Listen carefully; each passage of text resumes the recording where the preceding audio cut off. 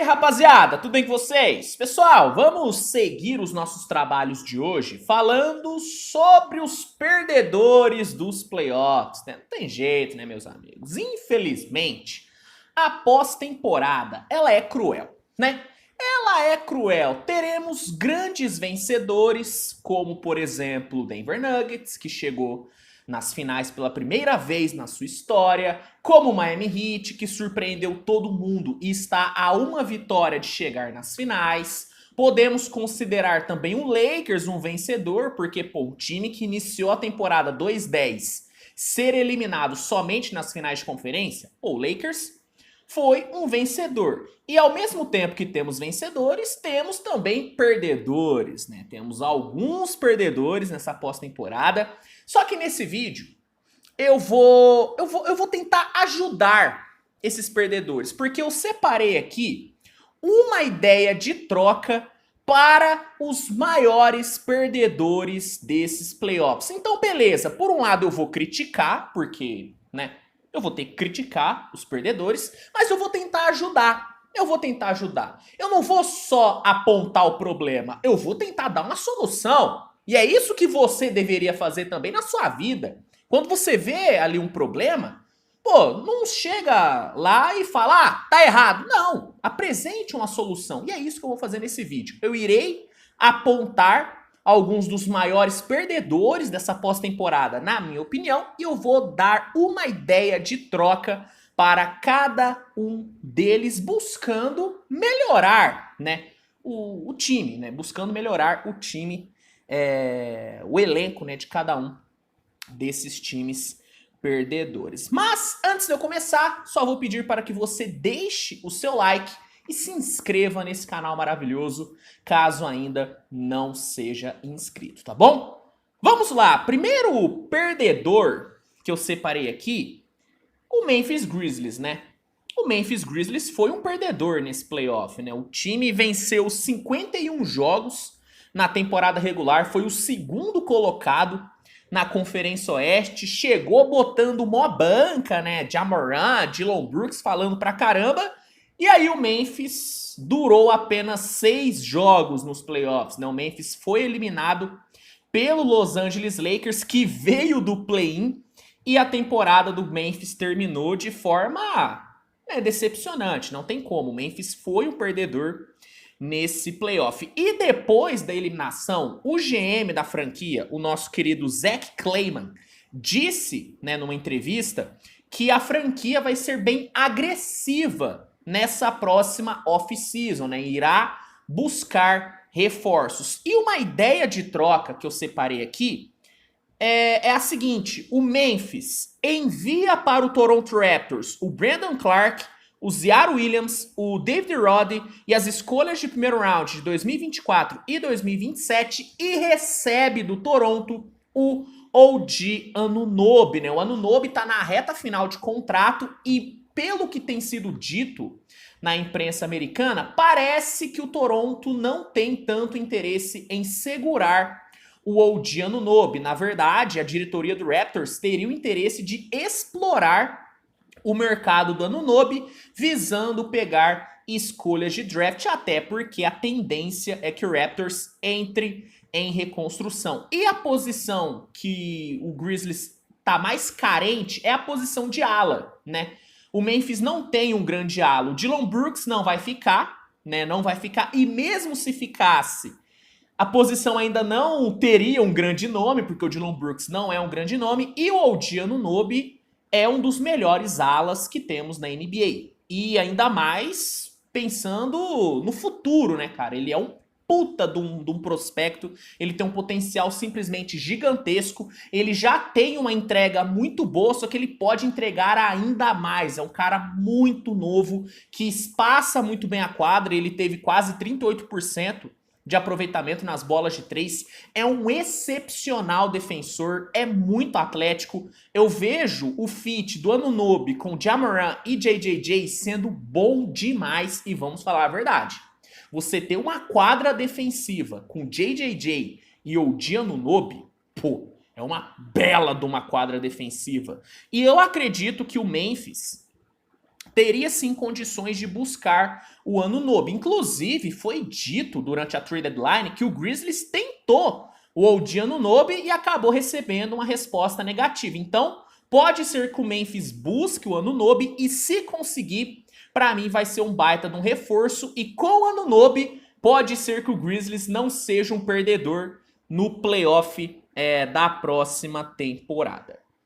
Outro perdedor que eu separei aqui, Milwaukee Bucks, né? Talvez o maior perdedor dos playoffs até aqui seja o Milwaukee Bucks, né? Estamos falando do time que teve o melhor recorde na temporada regular, né? Liderou a Conferência Leste, liderou a NBA em vitórias e foi eliminado simplesmente por um time que se classificou no play-in. E assim, 4-1, né?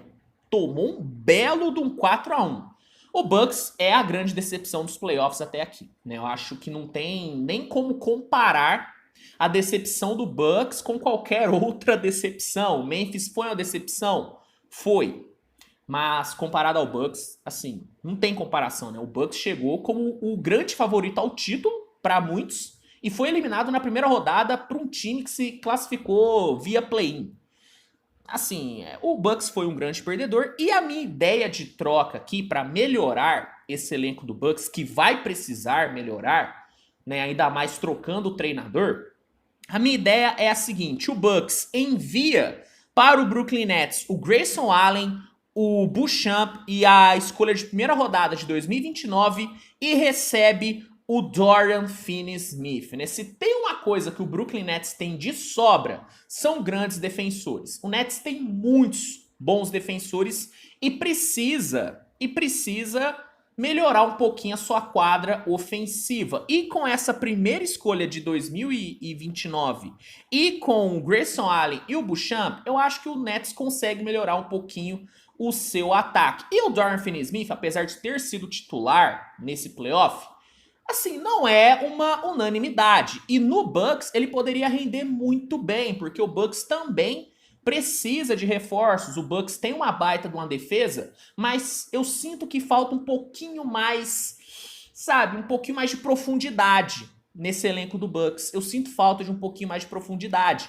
E o Finney-Smith seria esse cara, um ótimo defensor, um jogador atlético que espaça bem a quadra e que daria uma profundidade muito interessante para esse elenco do Milwaukee Bucks, que, de novo, deve sim sofrer algumas alterações, né? Principalmente se o treinador que vier tiver um DNA um pouquinho mais ofensivo. Daí o Bucks deve sim fazer algumas mudanças, porque eu sinto que o elenco do Bucks é um elenco muito focado em defesa e pouco focado em ataque, né? Daí se vier um treinador, né, como por exemplo o Nick Nurse, o Monty Williams, aí eu acho que algumas mudanças podem acontecer, e eu acredito que o Dorian Finney-Smith pode ser uma peça importante, porque além dele entregar muito na defesa, ele consegue se entregar no ataque, ele consegue ali entregar uma boa versatilidade, tanto por dentro, né, trabalhando bem no pick and roll, trabalhando bem em lobs, como por fora, arremessando de 3. Então, a minha ideia de troca para o Milwaukee Bucks, que na minha opinião foi o maior perdedor dos playoffs até aqui, é o Dorian Finney-Smith indo para Milwaukee em troca de Grayson Allen, Beauchamp e uma primeira rodada de 2029. E o último perdedor que eu separei aqui nesse vídeo é o Phoenix Suns, né? O Phoenix Suns, beleza, foi eliminado por um Denver Nuggets que tem chance de ser campeão, show de bola, perdeu por um grande time. Só que perdeu muito cedo, né, cara? Um time que pega um Kevin Durant na trade deadline, desculpa, o mínimo para esse time é chegar na final de conferência. E não foi o que o Phoenix Suns conseguiu. Inclusive, o Phoenix Suns foi eliminado sendo bem pior do que o Denver Nuggets, né? Com o próprio Kevin Durant tendo algumas noites não tão boas. Então, o Phoenix, pela expectativa criada com a chegada do Kevin Durant, e pelo fato do time ter sido eliminado na segunda rodada, pra mim o Phoenix é um perdedor desses playoffs. Não, o Phoenix é um perdedor, mas pode melhorar. Pode melhorar e como você já deve imaginar, principalmente se você acompanhou as minhas análises do Phoenix Suns durante todo o playoff, você sabe muito bem qual o jogador do Phoenix que eu, né, envolveria numa troca. O DeAndre Ayton. Não tem jeito, cara. Não dá pro Phoenix Suns manter o DeAndre Ayton pra próxima temporada. Eu já digo, já cravo aqui. Não dá pro Phoenix Suns manter o DeAndre Ayton. E pra mim, o Phoenix Suns pode aproveitar o interesse que uma franquia teve no DeAndre Ayton na última off-season. O Indiana Pacers foi o time do DeAndre Ayton por algumas horas nessa última off-season. O Indiana fez uma proposta pelo DeAndre Ayton, que era agente livre restrito, ele aceitou, só que o Phoenix Suns foi lá e cobriu a proposta. Daí ele não foi pro Indiana, mas o Indiana fez uma proposta, e uma proposta que foi aceita pelo DeAndre Ayton. Por quê não fazer isso agora? Só que agora por meio de troca. E a minha ideia de troca aqui é o Phoenix enviando o DeAndre Ayton pro Indiana, juntamente com as escolhas de segunda rodada de 2023, 24 e 25, e recebendo em troca o nosso querido Miles Turner, e dá para enviar um Buddy Hield também. Vamos lá, o Indiana. Assim, eu acho que o Indiana vai começar a pensar em acumular capital de draft a partir dessa próxima temporada, né? O Pacers já conseguiu o seu franchise player, já conseguiu montar ali uma boa base com o Benedict Mathurin, ou Mathurin, depende da sua pronúncia, e com o Andrew Nembhard, que teve uma puta de uma temporada. E eu acredito que o Indiana não vai querer manter o Buddy Hield e o Miles Turner. Primeiro por conta dos salários e da idade, né? São dois jogadores que não são tão jovens assim. Beleza, o Miles Turner tá ali com 27, 28 anos. Na teoria é jovem, só que para um time que tá pensando em competir de fato só daqui 3 anos mais ou menos, pelo menos é a minha prospecção para esse Indiana Pacers, o Miles Turner já tá um pouquinho, né, fora da idade. E o DeAndre Ayton, apesar de eu ter várias ressalvas, é um cara jovem ainda. E que talvez com uma mudança de ares ele possa desempenhar um papel melhor. Então eu acho que essa é uma troca que dá sim para rolar. Inclusive eu acredito que o Phoenix vai tentar mandar o DeAndre Ayton para o Indiana Pacers, porque de novo o Pacers chegou a contratar o DeAndre Ayton na off-season. Então eu considero sim o Phoenix um perdedor nesse playoff, e a minha ideia de troca para melhorar esse time é o Phoenix enviar o DeAndre Ayton para o Indiana, juntamente com essas 3 escolhas de segunda rodada, que tem sim o seu valor, e receber o Miles Turner e o Buddy Hield. Talvez, se o Indiana tiver num dia bom, dá para enviar o Buddy Hield junto com o Miles Turner, tá bom? Bom, pessoal, claro que eu poderia aqui citar alguns outros perdedores. Talvez o Cleveland pode ser considerado um perdedor, talvez o Philadelphia também pode ser considerado um perdedor, só que eu não vejo grandes movimentos que essas duas equipes podem fazer. Falando de troca, né? Falando de troca, eu não vejo esses dois times tendo tanto poder de barganha falando sobre trocas, né? O Cleveland não vai abrir mão dos seus principais jogadores, Jarrett Allen, Evan Mobley, Garland, Donovan Mitchell, esses caras não vão sair. E para conseguir uma boa troca, teria que abrir mão de um desses caras. Cleveland não vai. Philadelphia, o Harden não vai ficar, né? Pelo menos não deve ficar, ao que tudo indica. Então não vai poder trocar o cara. E eu não acho que o Philadelphia vai querer trocar o Embiid, só se o Embiid quiser sair. Então, os perdedores que eu vejo podendo se movimentar, realizar trocas, são esses, Memphis, Bucks e Phoenix Suns.